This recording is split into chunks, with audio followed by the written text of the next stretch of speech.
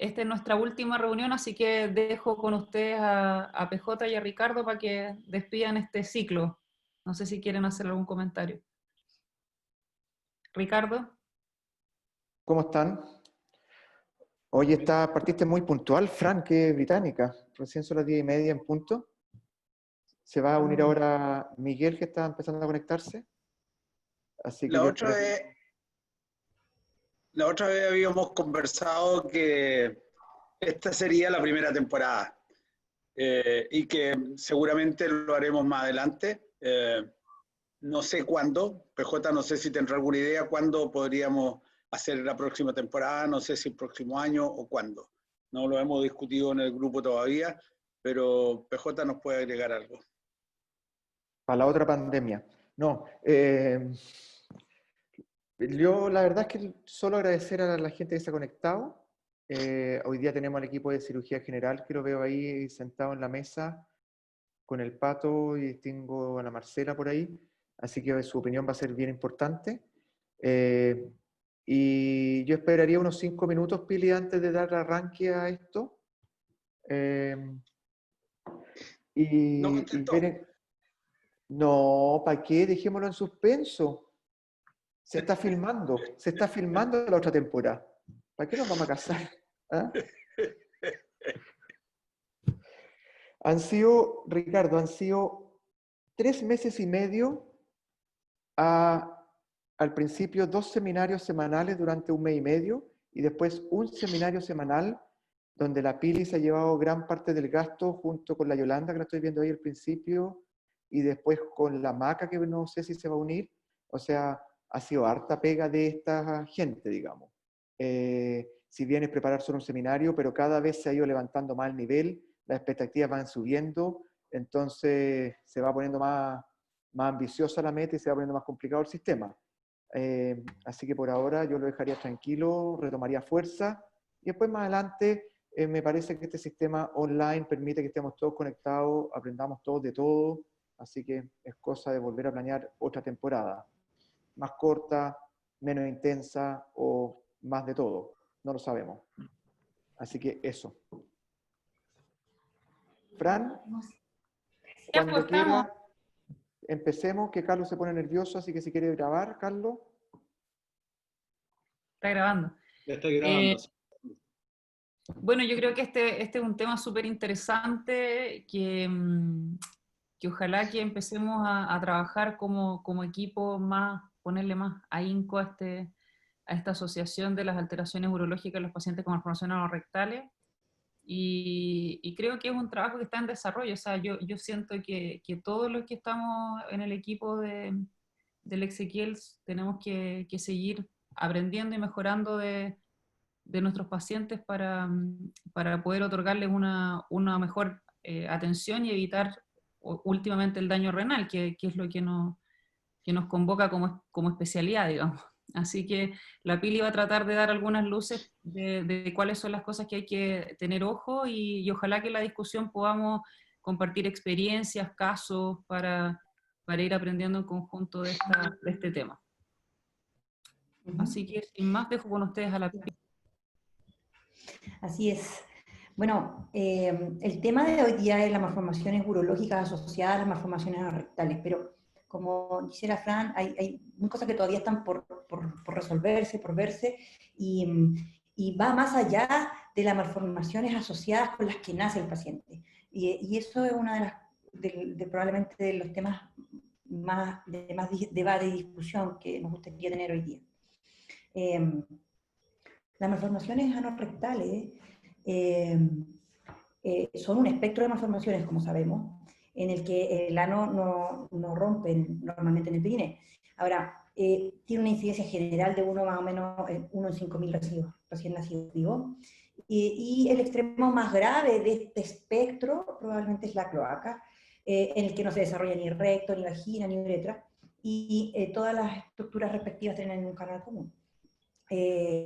Ahora, las malformaciones anorrectales en general suelen asociarse a otras secuencias, como por ejemplo la Bacter, que probablemente es la que más conocemos y la más frecuente, pero otros síndromes también, como síndrome de regresión caudal, y también a otras malformaciones que a veces son aisladas solamente asociadas a la malformación. Y dentro de ellas, las vertebrales, especialmente las sacras y las del tracto urinario y genitales, son las que más nos preocupan en esta sesión de hoy día. Respecto específicamente a las malformaciones genitourinarias asociadas, la incidencia general es súper variable según la serie que uno revise, va entre 30 y 50%, pero si uno se fija en, por ejemplo, las malformaciones más complejas, por supuesto que estas son mucho mayores, pueden llegar hasta sobre el 80% de los casos. Y el problema es que incluso a veces la afectación es bilateral, es del tracto urinario superior, y muchas veces compromete el funcionamiento del tracto urinario inferior. Se dice que hasta el 25% de los casos podría tener una vejiga neurogénica propiamente tal asociada, congénitamente, digamos, pero si uno estudia, como vamos a ver más adelante, por ejemplo, hace estudios urodinámicos de los pacientes, tanto preoperatorios y postoperatorios, la verdad es que esta cifra se dispara. Y hemos visto que en algunos reportes se habla de hasta más del 80% en casos de cloaca, por ejemplo. Entonces, de al menos disfunciones del tracto urinario inferior. Y el grave problema de esta combinación de factores es que pueden llevar a daño renal. Y es así como los niños que tienen malformaciones rectales es más probable que se mueran por un daño renal, por una afectación de la función renal, que por las malformaciones gastrointestinales propiamente tal. Tanto por daño renal prenatal, congénito, displasias, por ejemplo, con las que nacen estos niños en algunas oportunidades, como falla renal adquirida, que es donde probablemente tenemos las mejores chances de mejorar para que esto disminuya y ofrecer la mejor calidad de vida posible para nuestros pacientes. Si uno busca la tasa de mortalidad de los pacientes con malformaciones anorrectales por insuficiencia renal, va en las malformaciones urinarias bajas, incluso en ellas se describe que uno de repente piensa, bueno, son bastante más inocuas, hasta el 1%, y en las más altas va hasta el 6%. Entonces, la verdad es que los pacientes que nacen con malformación anorrectal debiéramos desde ya pensar en que tenemos que incorporarnos como equipo activamente para el manejo de ello. Solo un par de cosas de la embriología para tener presente el resto de la presentación, es que las malformaciones rectales derivan básicamente de un problema, de una alteración de desarrollo muy temprano en el embarazo, y tiene que ver con la cloaca, que como sabemos es una estructura transitoria en el desarrollo embrionario, que se forma por la confluencia del alantoides y del intestino posterior, mientras se va formando el pliegue de la cola del embrión. Y la tabicación cloacal, que es crucial para la formación del tracto urogenital y anorrectal, probablemente es la clave en el desarrollo de los distintos tipos de malformaciones anorrectales. La tabicación, antiguamente se decía que el septo urogenital, ¿no es cierto?, dividía esta cloaca, la rompía en un compartimento anterior, el seno urogenital, y uno posterior, que iba a ser el intestino posterior. Sin embargo, aparentemente lo que ocurre es que se va desarrollando simplemente el mesénquima que se infunda a la cloaca y que se interpone entre ellas. Y este crecimiento normal del mesénquima es el que va transformando esta cloaca en estos dos compartimentos. Ahora, mientras ocurre todo esto, está ocurriendo la nefrogénesis, está ocurriendo la llegada de los conductos de Wolf al seno urogenital y la formación del trígono. Está ocurriendo toda la formación del aparato mileriano, que va a terminar en la formación de los genitales femeninos. Entonces son fenómenos que ocurren muy simultáneamente. Y por otro lado está ocurriendo la formación de las vértebras y de todo el polo caudal del embrión. Por lo tanto, aquí está la razón por la que hay tanta asociación a otras malformaciones, y los principales afectados son todas las estructuras que rodean esta cloaca y este tabique o septo urogenital que se va formando en esta etapa de la vida. Ahora, cuando nace un recién nacido, en el periodo neonatal, lo primero que uno se hace normalmente es evaluarlo, y a partir de esta evaluación, una buena inspección y un buen examen físico, se van tomando rápidamente decisiones, como por ejemplo qué tipo de resolución va a tener este paciente, si va a ser diferida o en una etapa. Pero esto no se hace inmediatamente. De hecho, se recomienda dejar algunas horas de evolución antes de operar a los niños, y esto incluye, la razón de esto incluye el hacer el estudio complementario. Y a lo que a nosotros nos compete, este estudio complementario debe incluir ecografía renal y vesical como una cosa fundamental y básica, y en los casos de cloaca también ecografía pelviana para evaluar el hidrocolpo. Y lo otro que debe incluir un estudio a lo menos radiográfico de la columna vertebral, específicamente centrado en la médula sacra. Con esto, la verdad es que ya uno puede tener un panorama de por lo menos cómo viene el feto, qué tipo de malformaciones congénitas asociadas puede traer. Y muchas veces, en la mayoría de los casos, en realidad, salvo en los que tienen, muchos centros, salvo los que tienen fístulas que rompen el periné, casi todos terminan con una colostomía como manejo inicial. Y aquí es importante que, bueno, los puntos que uno siempre aprende como en cirugía infantil, de que la colostomía en estos casos debe ser terminal, no se recomienda que sea NASA, debe ser además los cabos insertos bien separados para que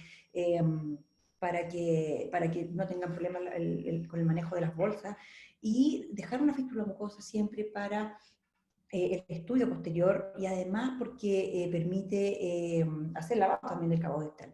Y el lavado del cabo distal en los pacientes, sobre todo en los pacientes que tienen fístulas recto-urológicas, digamos, debe ser de regla para evitar infecciones urinarias. Ahora, como decía, las alteraciones urológicas que uno puede ver en los pacientes con malformaciones anorrectales, efectivamente muchas veces son congénitas. Sin embargo, hay un grupo muy importante de pacientes que son adquiridas.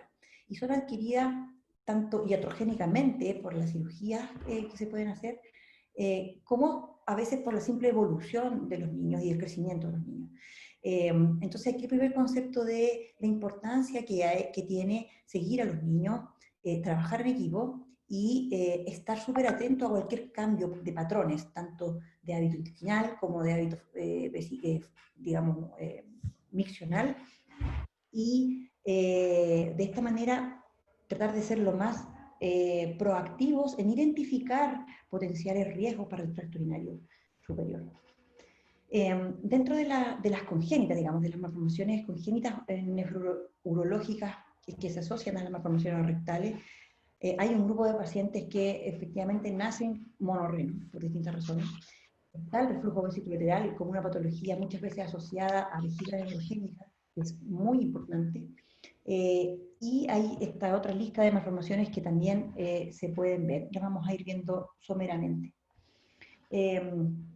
Y comenzando con estas causas congénitas, probablemente deberíamos identificar los grupos que tienen más riesgo de tener estas malformaciones genitourinarias, y ellos son los de las cloacas. Más de un 85% de los niños tienen otras malformaciones del aparato urológico. Aquellos pacientes con malformaciones que tienen fístulas recto-vesicales, específicamente las que llegan al cuello vesical, también un 90% puede manifestar malformaciones nefrológicas asociadas, y también las que tienen fístulas que llegan a la uretra prostatica. Estos niños son de especial riesgo, entonces por lo tanto son los que uno más debería hacer esfuerzos por identificarlos.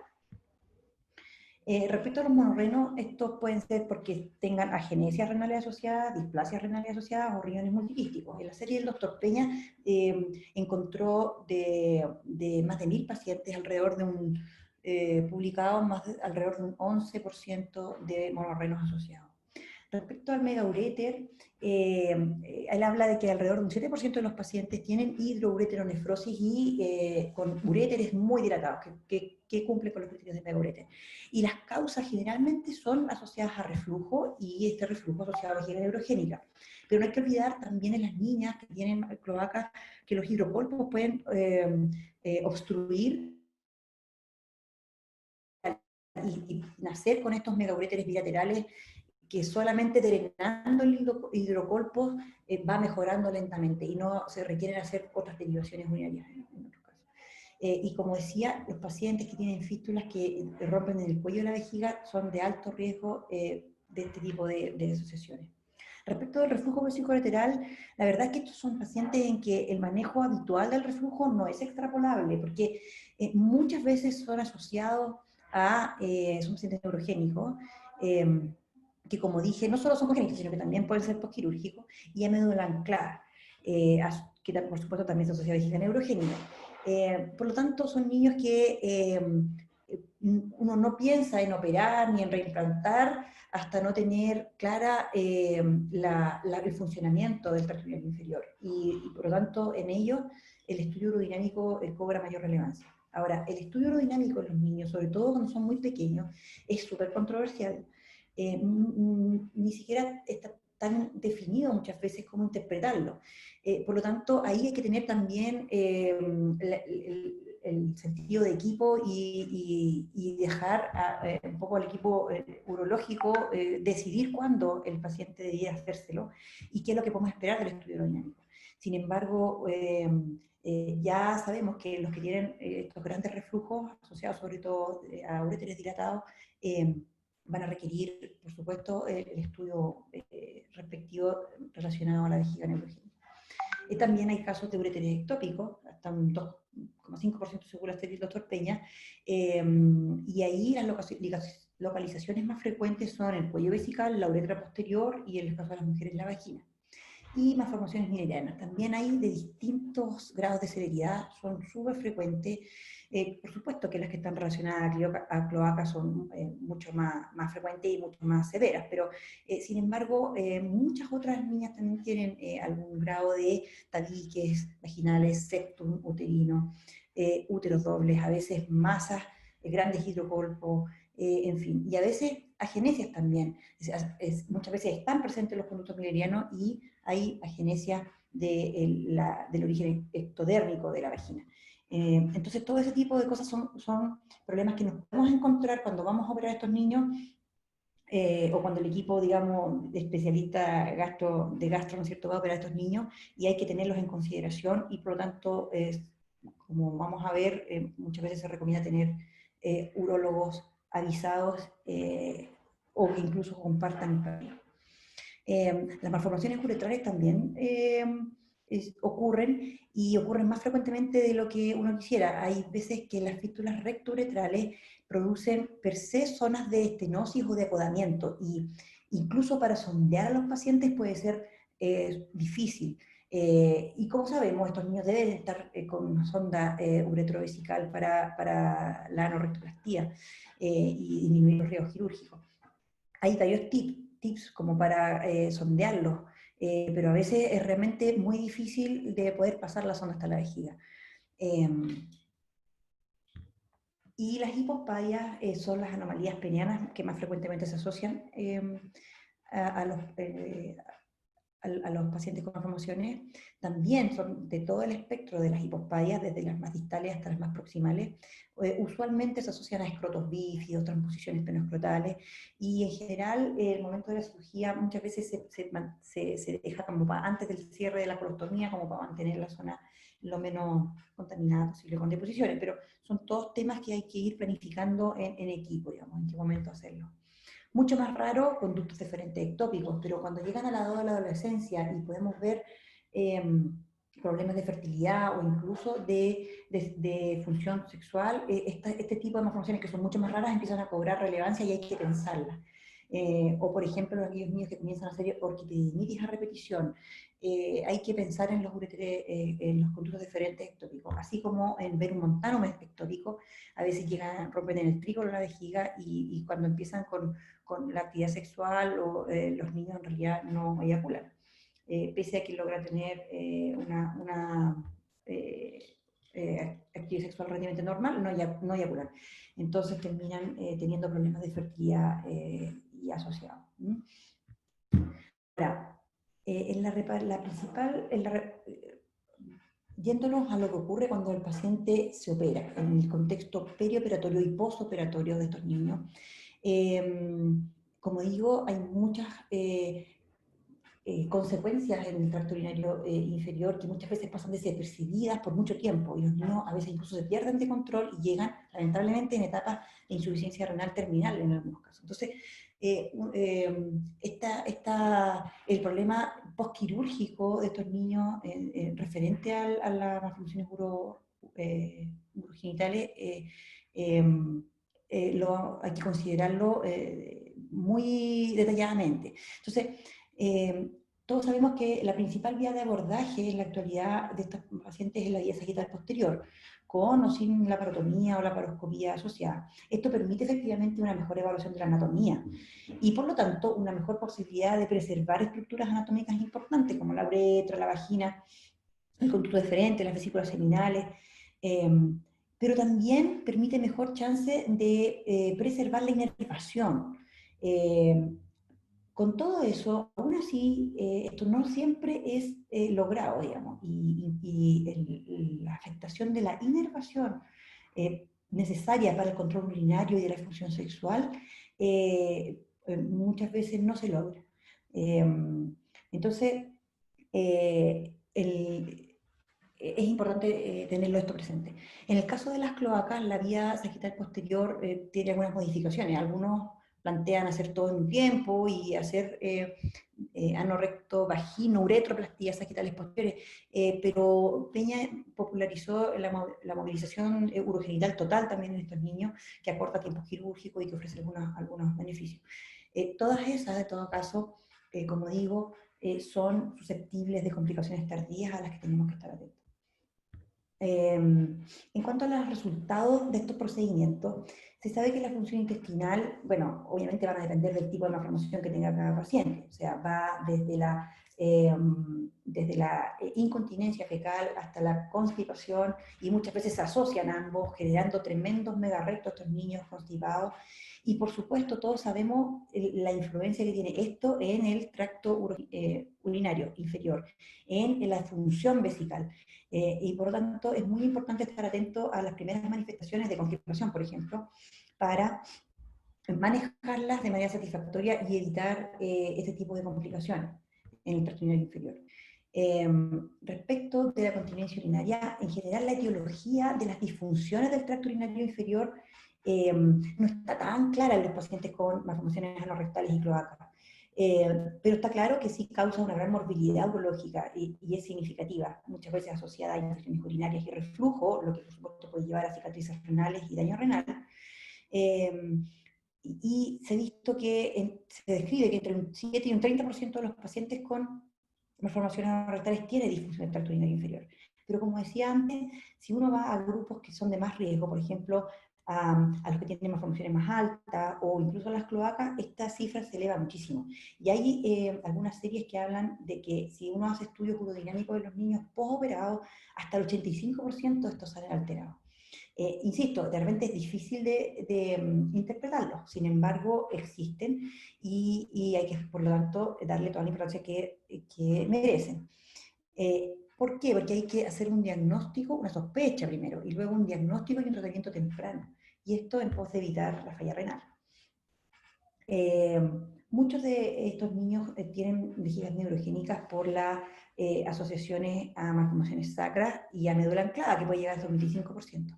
Sin embargo, como decía, muchas veces la denervación que produce la cirugía, aunque sea justo por la línea media y exponiendo los planos de la mejor manera posible, puede causar una vejiga neurogénica postoperatoria. Entonces, un niño que posteriormente a la cirugía pierde las erecciones o comienza a hacer retenciones urinarias, son niños de alto riesgo.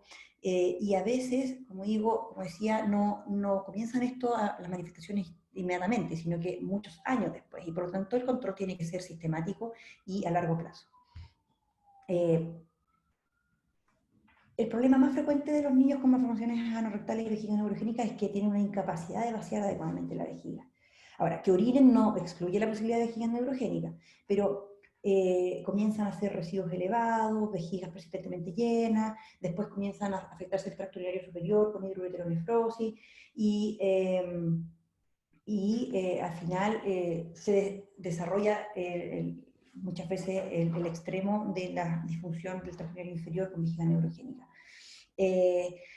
Y muchas veces el manejo requiere cateterismo intermitente. Ahora estos niños tienen sensación uretral, por lo tanto muchas veces este cateterismo debe hacerse por derivaciones urinarias continentes e incluso algunos de ellos requieren ampliaciones vesicales para su manejo. Y por último, respecto a la función sexual y a la fertilidad, algo también mencioné, hay pocos estudios en estos pacientes, pero tanto las anomalías asociadas como clitorquía, malformaciones genitales, malformaciones sacras o iatrogénicas, todas esas podrían ser causas también de deterioro de la función sexual y de fertilidad cuando ya llegan a la edad adulta. En general andan bien, digamos, pero algunas series hablan de que lesiones iatrogénicas que alteran la función sexual podrían llegar hasta un 50%. Son series súper pequeñas, de 20 pacientes, en fin, pero se mencionan. Y por lo tanto, uno debería estar atento también a toda la transición que merecen estos pacientes a los colegas de adultos cuando comienzan a enfrentar este tipo de problemas. En nuestro hospital se ha instaurado este año un protocolo de manejo de los pacientes con malformaciones rectales.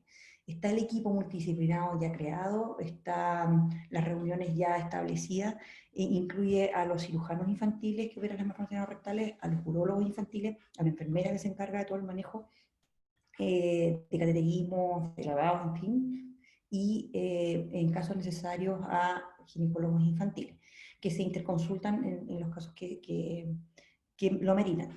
Y por supuesto está el doctor Carlos Finterbusch como urólogo especialista en transición, que se va a hacer cargo de esta parte del manejo.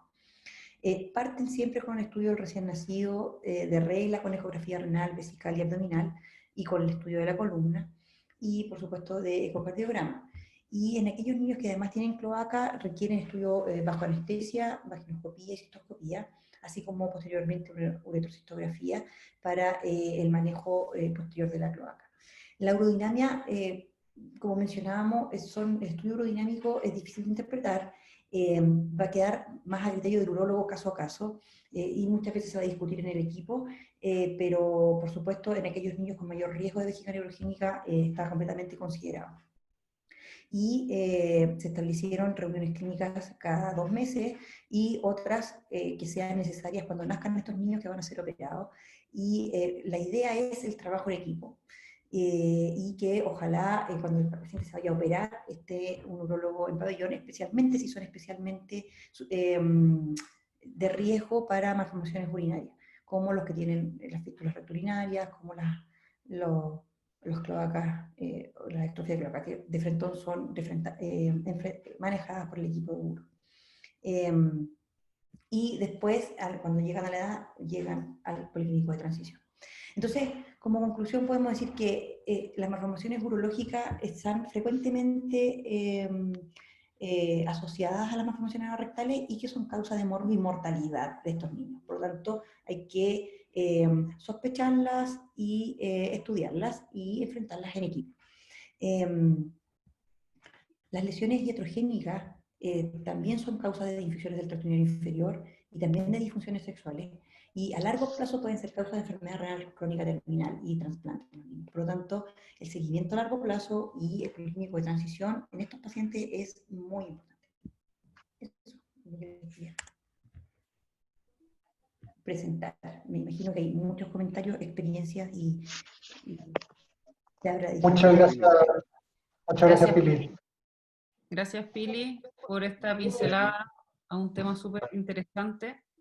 No sé si quieren la gente de cirugía general quisiera dar su visión, comentario, experiencia.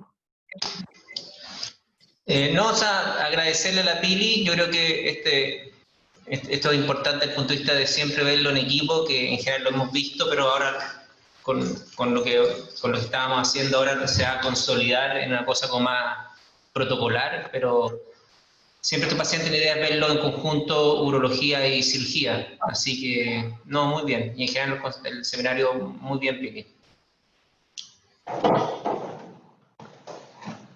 Pili, ¿se oye? Sí. Sí, dale, Pato. Planteaste dos conceptos básicamente, y uno es la búsqueda activa de malformaciones urológicas en estos pacientes en los primeros años de vida, y por otro lado, una comprensión un poquito más amplia y completa de lo que significa uno de estos pacientes acarreando su malformación hacia la adolescencia y la vida adulta. En ese sentido, evidentemente que nuestro equipo, o sea, nuestros equipos debieran engranarse en relación al mejor manejo integral de un paciente de esto, pero eso genera desafíos importantes en cuanto a coordinación y plazos para el paciente, en el sentido que no puede ser que el primer año de vida sea un desfilar semana por medio controlándose en un equipo y en el otro, sino que en el fondo lo que se ha hecho en centros que manejan mayor volumen de estos pacientes es tratar de coordinar un policlínico que funcione multibox en relación a estos pacientes. O sea, que el paciente venga un día y puede que esté toda la mañana de un box en el siguiente, para que todos los especialistas concentren sus controles y evaluaciones en un solo día. ¿Han hablado algo de eso? Ale, no sé si quieres comentar. Eso. Sí, hola a todos, yo soy Alejandra, soy cirujano pediátrico y soy parte del equipo de urología y con Francisco estamos un poquito encargados de este protocolo y estamos trabajando junto con el doctor Gelfand para poder desarrollarlo. Recién estamos partiendo con el desarrollo de este protocolo y efectivamente la idea es tener este policlínico multidisciplinario donde podemos evaluar en conjunto al paciente, tanto desde el punto de vista de cirugía, de urología, incluso de ginecología, si es que lo requiere, sobre todo en pacientes más grandes. Pero sí, la idea final es esa, en el fondo tener finalmente un policlínico multidisciplinario donde el paciente va a venir una sola vez y va a poder evaluarse de manera más global, incluyendo incluso a quienes.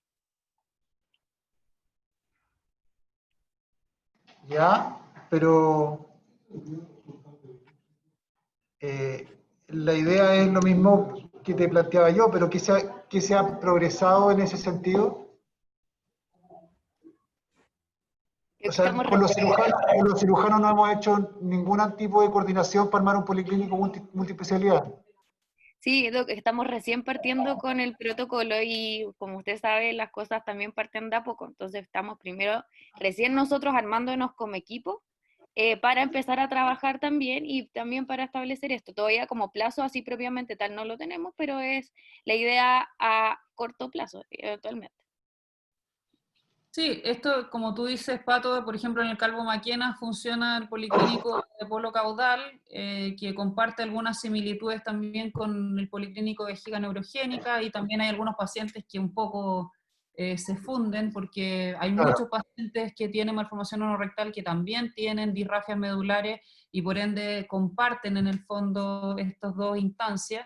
Pero yo creo que siguiendo un poco el modelo del policlínico de mielomeningocele, que está detenido, pero ahora también está a puertas de reiniciarse, la idea también es, como tú bien dices, incorporar el policlínico integrado como parte del tratamiento de estos pacientes.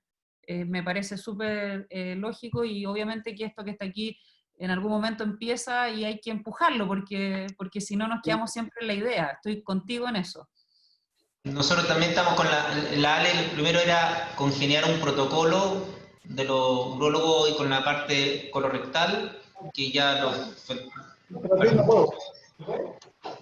se hizo hace un par de semanas, y que una vez que esté firmado por las dos partes, la idea es obviamente tratar de llegar a eso. Oye, paralelamente, el tema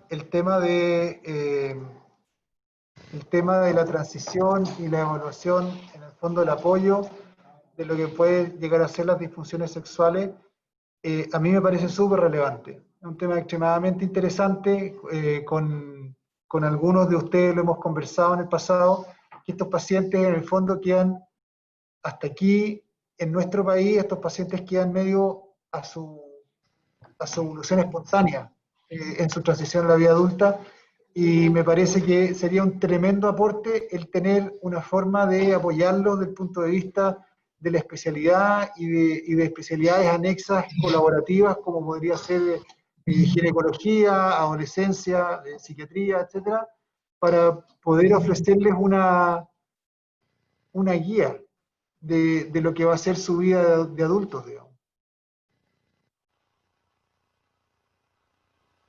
Me quedé solo, están todos durmiendo. Carlos quiere opinar al respecto. Sí, precisamente en eso, Sí, estos son pacientes que estamos tratando de mandar a adolescencia a los 12 años para empezar el proceso antes de que tengamos que transferirlo a adultos. Personalmente me toca tomar los pacientes en adolescencia de la parte urológica y llevarlos al hospital de adultos, que también soy staff en el hospital Barros Luco. Con eso estamos intentando que no se pierda este proceso, que sea acompañado y que tengan confianza con los nuevos tratantes, los pacientes. Eso tendríamos que replicarlo en todos nuestros pacientes, no solamente los con problemas urológicos, también solamente, los pacientes que se vean solamente cirugía, los pacientes de ginecología. Eso es algo que está en marcha y que tenemos que aprovecharlo. Francisco tenía la mano levantada. Sí, solo para, perdón, solo para o sea, continuar con lo que dice Carlos, o sea, nosotros tenemos el plan de transición urológica, pero estos pacientes con malformación no rectal necesitan, además de un urólogo que los lleve en la parte andrológica, se necesita ginecología, y también creo que la parte de cirugía general y colorectal es súper importante. Estos pacientes cuando son adultos tienen muchísimo problema, pero eso ya se escapa un poco de nuestro mundo de urología. Me parece que estamos partiendo con la transición en urología, pero esto también tiene que seguir con muchas otras ramas, como, o sea, como esto de cirugía general con coloprocto, ¿no? Y bueno, estamos partiendo, pero algo se irá avanzando y tenemos que ir agregando gente a esto de la transición. Yo no sé si alguien más nos quisiera aportar, la gente que Ricardo quería dar otra opinión. No dar otra opinión, sino que reforzar algunas cosas. Yo creo que en los años hacia atrás hemos visto muchos problemas. Hizo Fran, Pilar y la Alejandra es fantástica en el sentido que tocan todos los aspectos que tenemos que tener presentes cuando vemos a estos niños. Yo creo que todas estas cosas las hemos visto alguna vez hacia atrás. De esa lista, yo lo que no recuerdo haber visto son alteraciones del verbum montanum, probablemente, como decía el Pato, porque estos pacientes no los controlamos a largo plazo, que es cuando uno más sospecha esto. Lo otro es que la sensación que tengo yo de haber participado en muchos de estos niños es que es difícil encontrar un paciente igual a otro. Segundo, que cuando hicimos algunos intentos, ¿no es cierto?, que hemos hecho varios de armar policlínicos multidisciplinarios y hemos avanzado más o menos, lo hemos hecho tal vez no con un protocolo como que se está haciendo ahora, que permite controlar estos niños desde recién nacidos, que a mí me parece fundamental. Hay mucha, si no iatrogenia, mucha complicación que muchas veces deriva de a veces no tener una buena planificación, de no tener un cirujano presente cuando nosotros hemos operado a algunos de estos niños, o viceversa, no tener un urólogo presente cuando hemos operado a estos niños. Es cierto que en los últimos años hemos avanzado mucho más en esto, pero yo creo que lo más importante que estamos haciendo ahora es partir por un protocolo que me parece que se está diseñando muy bien. Me dio la impresión, por lo que dijo el Pato, que no hemos tenido mucha coordinación, salvo con Miguel, con todos los cirujanos, por avanzar o por difundir más el protocolo. Creo que tenemos que hacer probablemente reuniones con todo el equipo de cirugía, además de Miguel o los que estén más encargados de este aspecto, para trabajar mejor y darle un impulso más fuerte de partida a este protocolo, que de verdad encuentro que es un muy buen punto de partida porque considera todos los aspectos que aquí se han conversado. Pero más que todo, partir desde el recién nacido, viendo en conjunto estos niños y planificando su futuro. Y eso también, a ver, el otro aspecto bueno que tiene esto es que paralelamente estamos avanzando en la transición, entonces va a permitir incluir todos esos aspectos como los que señalaba el Pato, ¿no es cierto?, y Francisco en el control y mejor manejo de estos niños a futuro, que probablemente parte de la transición la hagamos junto con los adultos en la observación de estas cosas. Eso quería más bien comentar o reforzar. Quería hacer un comentario, si puedo. Sí. Yo creo que en todo esto es importante tener una enfermera metida en el cuento, ¿eh? Yo creo que eso es algo súper importante para el manejo de estos pacientes. en el día a día y tanto en la coordinación como en el manejo de varios aspectos de enfermería que usan estos pacientes. Así que creo que eso ayudaría mucho y lo hemos podido hace mucho tiempo, tener una enfermera a cargo de una enfermera por lo caudal, por así decirlo, pero yo creo que eso sería importante tratar de finalmente conseguirlo.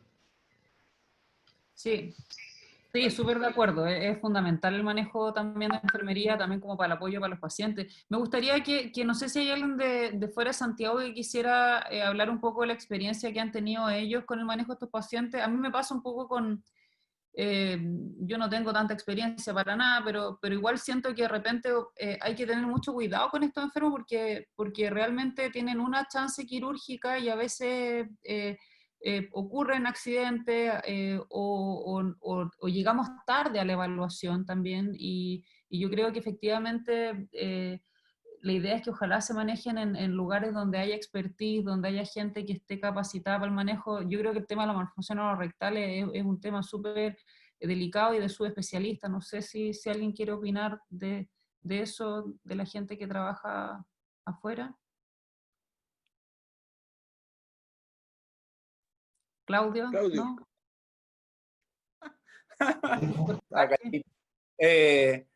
Bueno, sí, justamente con Pilar nos reíamos porque hace un par de semanas se operó una malformación anorrectal que tenía una agenesia vaginal y nos obligó un poco a revisar qué estaba pasando, cómo era realmente el acceso, qué es lo que había que hacer.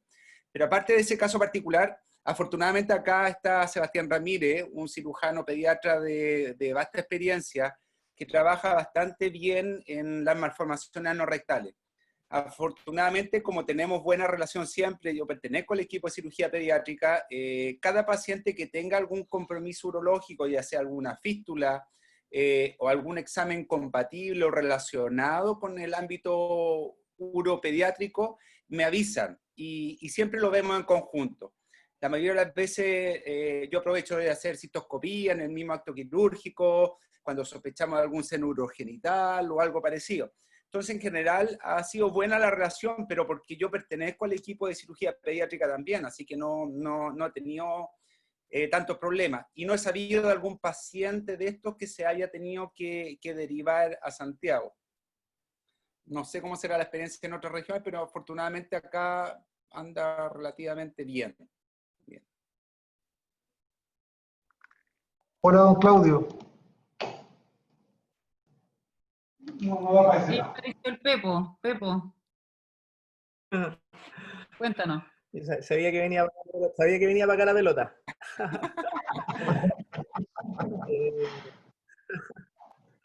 Estoy preparando psicológicamente para responder. La verdad es que aquí somos los mismos actores, pues, ¿eh? Aquí esto es circo pobre y el presentador es el Tony, y el malabarista, y todo es lo mismo, más o menos. Así que la realidad nuestra es una realidad.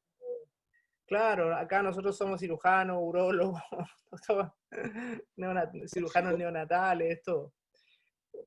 Sí, si bien es cierto, nosotros no tenemos la misma casuística que pueda tener un hospital pediátrico, tenemos nuestra casuística bastante orgullosa de estos pacientes malformados no rectales, y la verdad es que con el advenimiento de la cirugía laparoscópica y el material de 3 milímetros, nosotros nos sentimos bastante cómodos en el manejo de estos pacientes. Y tenemos una casuística que no es despreciable.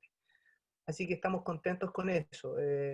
Los descensos abdominoperineales por vía laparoscópica y la utilización de la electroestimulación del periné nos ha resultado bastante cómoda y la manejamos bastante bien. La búsqueda de la fístula y la sección de la fístula y la ligadura, que es lejos lo más complejo de esa cirugía para mí, ha sido importante. Pero tiene que ver más que nada con el desarrollo de la técnica laparoscópica, que nosotros nos hemos preocupado de hacerla acá, junto con Juan Pablo, mi compañero de todos los días.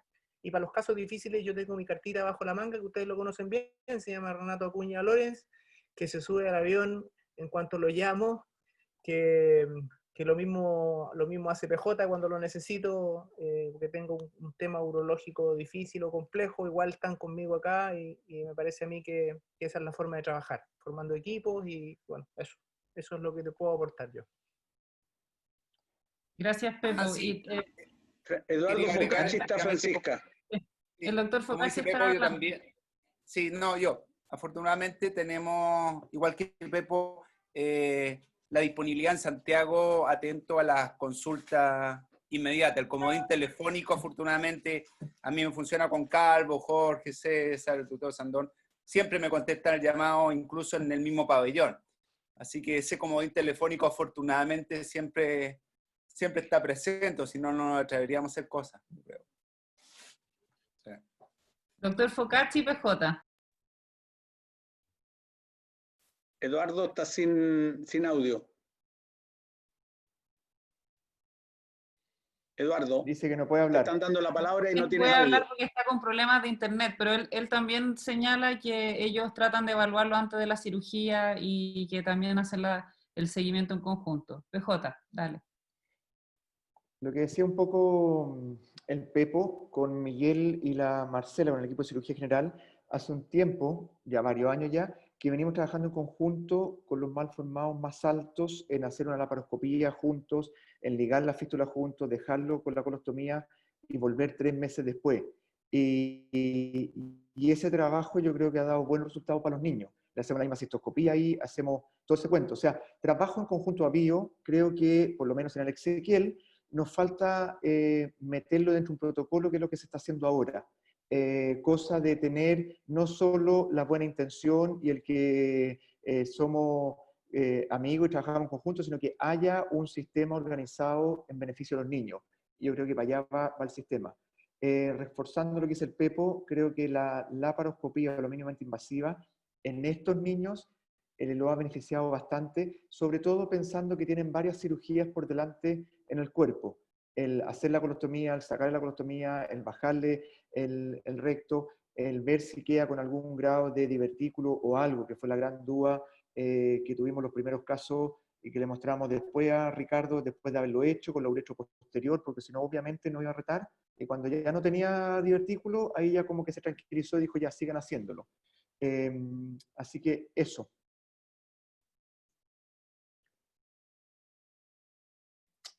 Ya, pues yo creo que estamos. No sé, Ricardo, si quieres cerrar. ¿Algún otro comentario?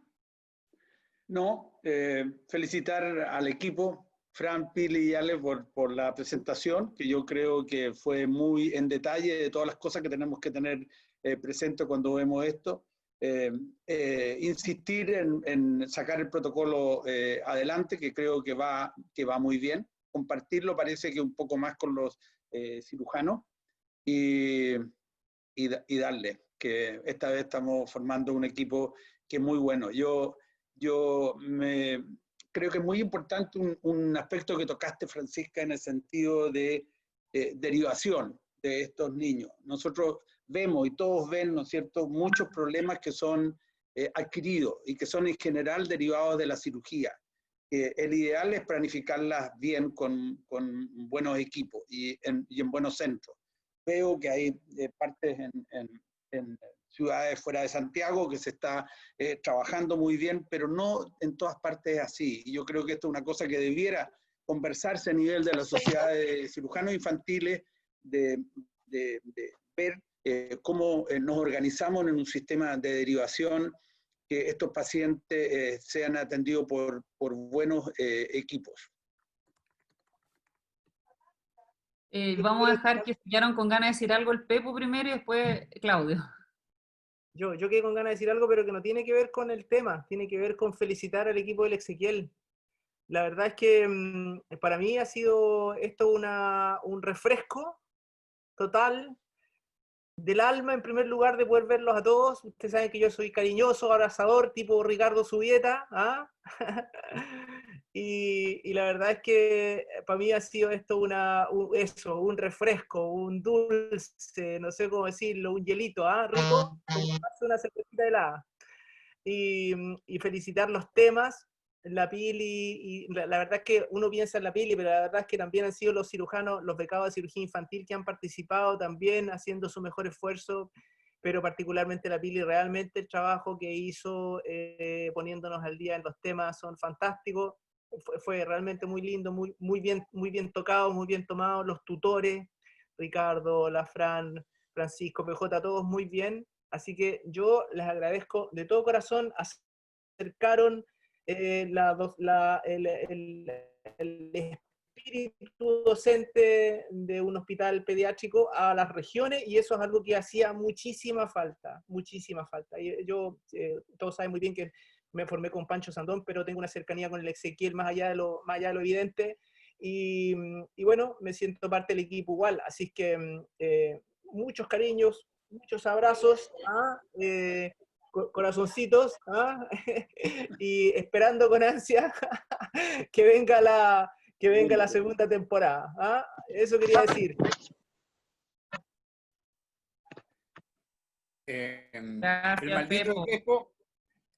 El maldito Pepo se adelantó todo lo que iba a decir yo, pero es lo mismo. No. Corazoncito, corazón. A decir, como dice Pepo, cuando estamos en región estamos bastante solos. Y es una realidad nacional. Y esta posibilidad de escuchar estos excelentes amigos de la otra beca, a mí, aparte de refrescar, me ha hecho aprender algunas cosas que no recordaba. Así que realmente se lo agradezco que hayan podido abrir estos seminarios a regiones y a otros participantes como nosotros que realmente lo valoramos y nos sirve en nuestra práctica diaria, aunque ustedes no lo crean, nos sirve mucho estos seminarios, ¿ya? Y gracias a los tutores y por supuesto a todos los staff de urología, que los quiero mucho. Muchas gracias a ustedes. No sé, el comentario de la Berni que dice que es súper importante incluir un radiólogo, que sí, lo olvidamos, pero obviamente es muy importante un buen radiólogo, que también a veces escasean un poco. Oye, solo para ir cerrando, nosotros le agradecemos que hayan estado dispuestos. Yo sé que empezó la actividad, o sea, todos sabemos que empezó la actividad clínica, así que cada vez hay menos gente, pero felices de haber estado con esto. Están todos los videos de todos los seminarios, gracias a Carlos y a la Ale, en la página de nosotros, que la puse ahí en el chat, así que el que quiera verlos de nuevo o comentar, los va a llevar al video que está grabado y está puesto ahí. Así que cuando tengamos preparada la segunda temporada, les vamos a avisar. No sabemos mucho con qué viene, capaz que traigamos artistas extranjeros de regiones, y eso. Muchas gracias a todos y nos vamos viendo luego. Un abrazo.